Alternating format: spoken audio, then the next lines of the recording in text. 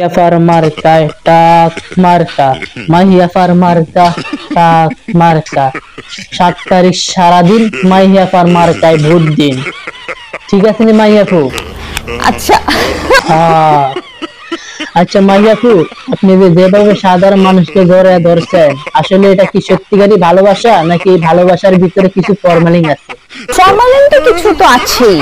হ্যাঁ, এটা আমরা জনগণের হলো একটু হলেও বুঝি, এই ভালোবাসা কি আসলে সত্যিকারই ভালোবাসা নাকি ভালোবাসার ভিতরে ফরমালিন আছে।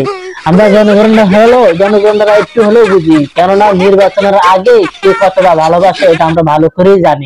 আমি মাঝে মাঝে চিন্তা করি যে আপনার মাথায় এগুলো আসে কিভাবে। এটা একটা এডিটের মাধ্যমে, এটা সত্যিকারে এডিটের মাধ্যমে দিয়ে সত্যিকারে কথা বের করে আনি আমরা। এটা আমার কিউরিওসিটি, মানে জানার ইচ্ছা।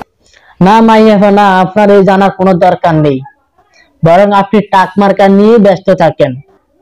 আবার টাক মার্কা চাকা ফুটে যায়, আবার আর টাকা চলে যায় কিনা সে নিয়ে আমি ব্যস্ত থাকতে হবে।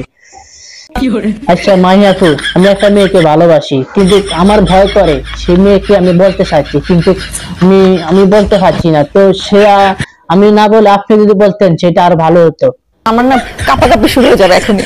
আরে আপনি কেন ভয় পাবেন? আপনি একজন নায়িকা, আপনি কিসের ভয় পাবেন? আপনি নায়িকা কিভাবে ফটো ফেলতে পারতেন, আর বরং আমার নায়িকাকে ফটোতে পারবেন না?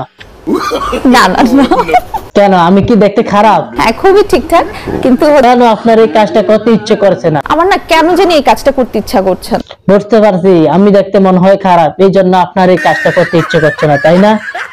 আচ্ছা বাদ দেন মাহিয়াফু, আপনি এখন মুভি ছেড়ে কেন এমপি হতে যাচ্ছেন? কি টাকার জন্য নাকি? এটা আসলে ওইরকম টাকার জন্য না। তাহলে ওই জনগণের ভালোবাসা পাওয়ার জন্য, তাই না? হ্যাঁ। ও আচ্ছা আচ্ছা, জনগণের ভালোবাসা তো ঠিকই আছে, কিন্তু আমার ভালোবাসা একটুও নাই মনে হয়। অবশ্যই আছে। তো থাকলে তো আমার ভালোবাসা নিয়ে কোনো কিছু তো বলতে পারলেন না।